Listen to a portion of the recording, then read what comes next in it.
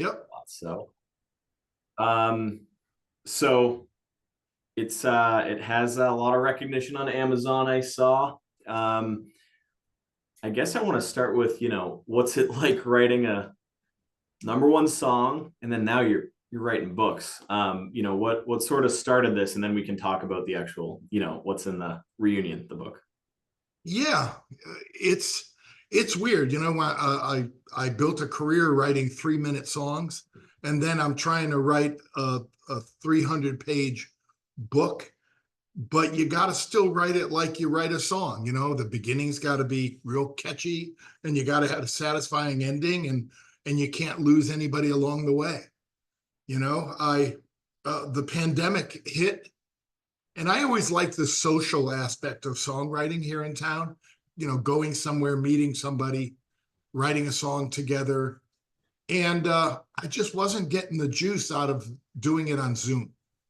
Not that we don't love Zoom, but writing songs is tough because, you can't talk all at once. It's not a true like session. Yeah, it isn't. It's really weird, and you have to patiently wait for the other person to finish. I have the same gripes with Zoom. Yeah. Don't worry. If I had I wish I just don't have a photographer right now to come to you, but yeah, I prefer Yeah. in person too. Yeah. So I wasn't enjoying songwriting. So I kind of looked around, and I had been in New York City, and was I always go to Strawberry Fields when I go to New York City. And you're there in the shadow of the Dakota, and I was just in a little reverie about what happened on that day in December in 1980. And I was just doing one of the what if things. It wouldn't have taken much for those two guys. If John had stayed in the studio for one extra playback, they might, Chapman might have given up and gone and gotten a cheeseburger, and they would have missed each other. And that would have created a whole new timeline. And that intrigued me of what that might have looked like if they all stayed together over a course of the next 20 years. And that was the start off point for writing the book. All right. So without giving too much away, keep going if you can. Well, I mean, it says it right on the back of the book. It's a rainy night in Hawaii in 1980, and a taxi cab gets smashed at an intersection, and the kid in the back seat headed to the airport gets killed. And they pull him out of the car, and they open up his driver's license. They look his driver's license, and it's Mark David Chapman. So he never made it to New York City, which means John, is still alive. And some things happen that makes Paul feel like it's time to call up his old friends 20 years after the breakup and see if they want to put on one more show for a big benefit. And, I've been in a million bands in my life, and I know that if you asked me to put my old band back together, that would be some pretty brutal, meetings to try to figure out if we could do it or not. And we were nobodies. But imagine, they're worried, is it going to start Beatlemania all over again?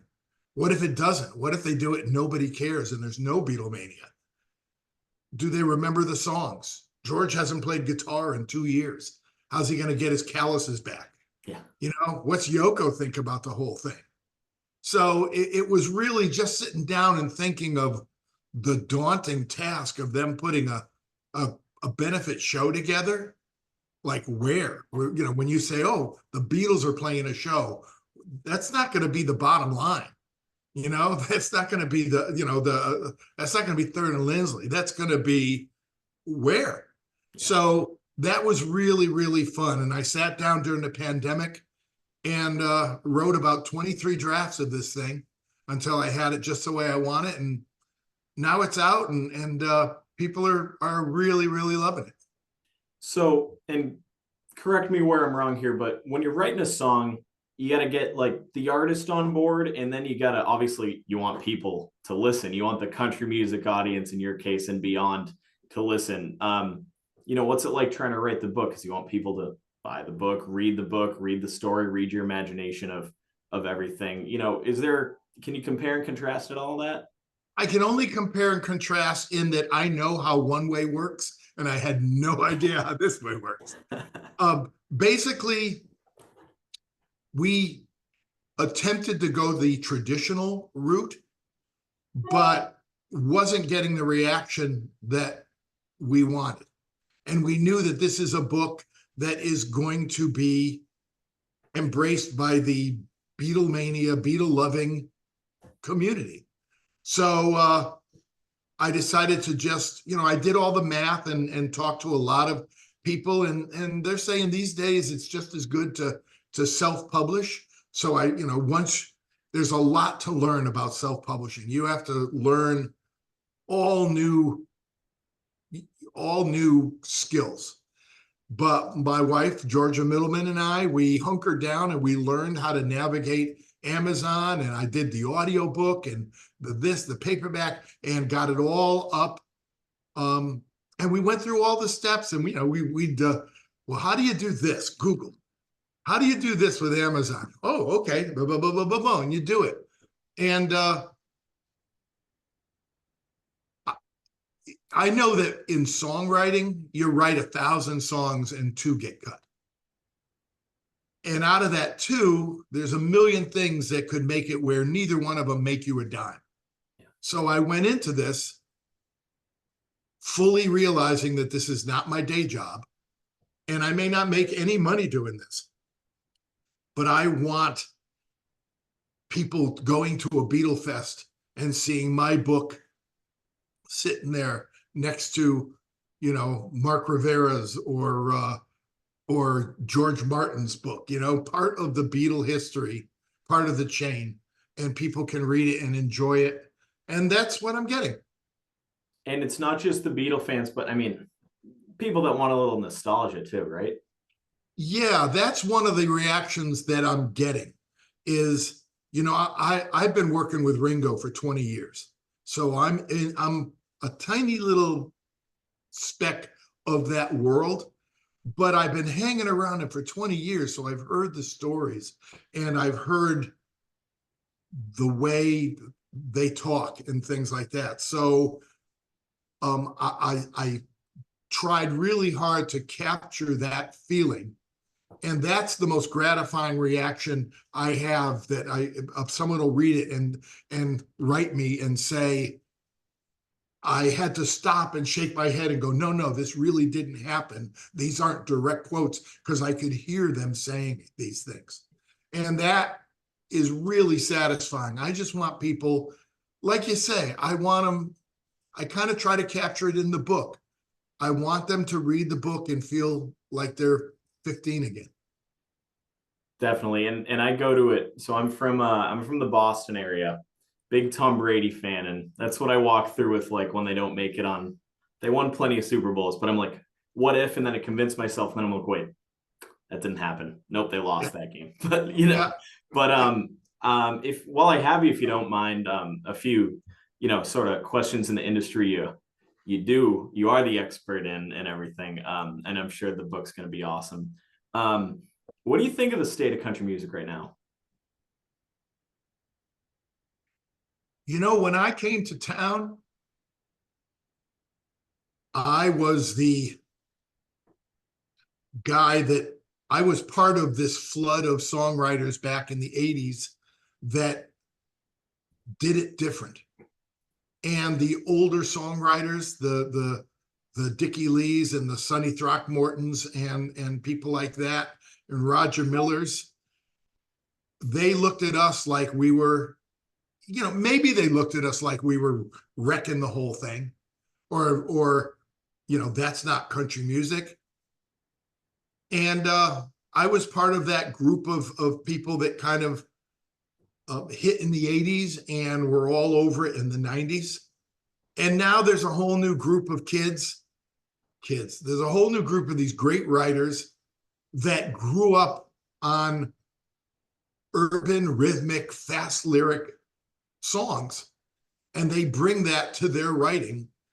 And I hear songs on the radio and I go, God, that's exhausting. That writing session must have been exhausting, because if you count words in my songs, you're up to maybe 40 words. And they've got like 180 words, because this thing is, and I know I sound 100, but it's just That's what they grew up. The fast, the this, the that. Every 20 or 30 seconds, something new has to happen in a song. And that's the new country. And, I can't complain because I was that jerk that was wrecking everything back in 1991. And now I sit here and I try not to think, I try not to yell and tell all these songwriters to get off my lawn.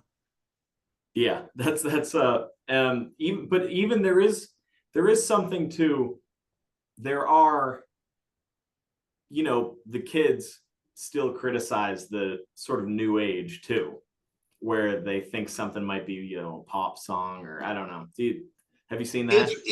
Yeah, it's really hard. The argument of that's not country, that's a pop song, is a silly one. Listen to a Patsy Cline record, listen to a Bill Anderson record or a Willie Nelson 60s or 70s record. You're hearing Dean Martin songs. You're hearing orchestras. Wasn't that country? There's no steel guitar, there's no fiddle. When was there certain instruments and sonic qualities that defined it? I always like to say, when I write a song, I write the mannequin.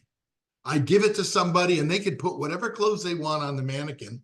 Sometimes I'll be shocked at their choices. Tommy Bahama shirts and Bermuda shorts. I'm shocked because to me, I always thought it was a tuxedo song. But I wrote the mannequin. They're in charge of dressing it up. If they dress it up good, we all get to buy new cars. And if they don't, hopefully they learned a lesson, and I curse them when I go to sleep at night for lost opportunities and work on the next mannequin.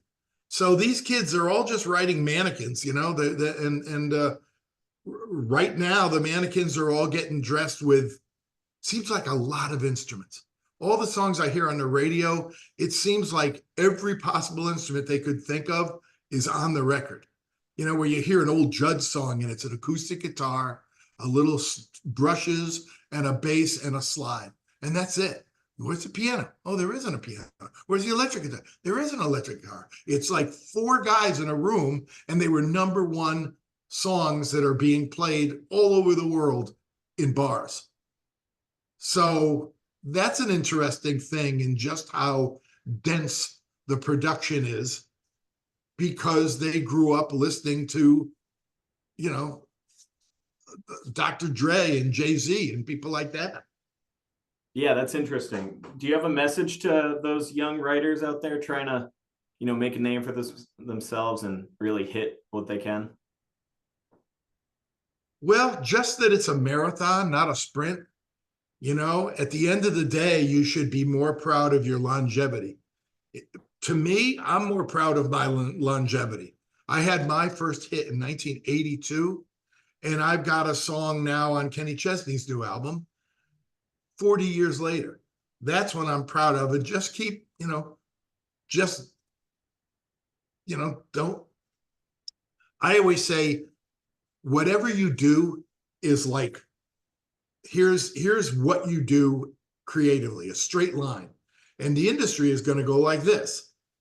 And when it's up here, you could chase it, but by the time you get there, it's down here. But if you stay here and just keep doing what you're doing, eventually the industry intersects with you 3 or 4 times. And it might be 10 years between intersections, but it'll come around again. I haven't had a song out on a new album in a decade. An album of a big star. I didn't chase, I didn't suddenly develop the ability to write songs with 180 lyrics, and find new rhymes for tequila. That's just it. Figure out what you do, surround yourself by people that like what you do, and just do it for 40 years, and then sit and talk to a nice person like yourself. Yeah. And then it's like, you know, Kenny Chesney's a whole different mannequin. Yeah, yeah. He's out there, like he would do those again, my New England roots. He would do those shows at Gillette Stadium that were the highlight of people's summers. And it's like, oh, this country guy's the highlight of New England summer at the end every year. It was always like, you know, that Labor Day weekend time. And he's out there just sweating, putting on Yeah, a show, the No giving Shoes it his Nation. And all. it's again, you work with that variety, but level, like you were saying, Yeah, yeah. So I'm from Connecticut. it's makes sense. I've never heard it really put that way, but not that I'm a songwriter, but you know, Yeah, it was very yeah, interesting that you said that. yeah. It's kind of that, kind of you could think of that in anything. Kenny is a different.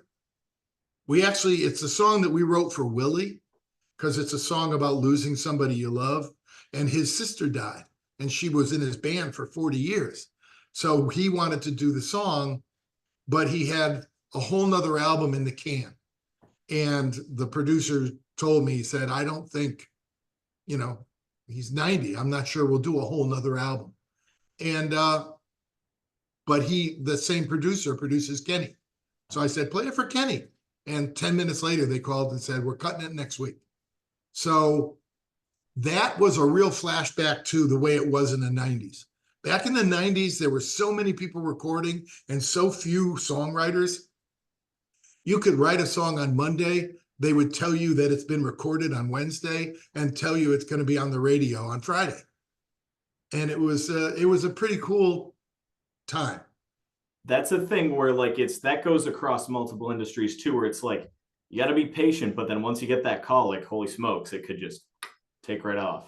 Right. And you got to be ready to answer the call when the time comes, you know? Definitely. And I was lucky. I got to, as a side thing, when things slowed down here in town, that was when I started going over to England and working with Ringo. And I've been on 10 of his albums, of his last album.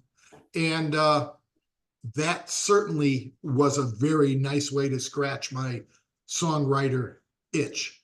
It's so much easier to write a song. It's so much easier to shoot an arrow when you got a target to hit. Yeah. And when you're just writing a song and at the end of the day you go, who could do this? That's a tough day. But if somebody comes and says, write me a song, it's the whole day's more fun. To me, everybody's different. No, that totally makes sense. All right. So where can people buy Reunion? It's on Amazon right now, just Reunion by Gary Burr. And it's got the audiobook, the paperback.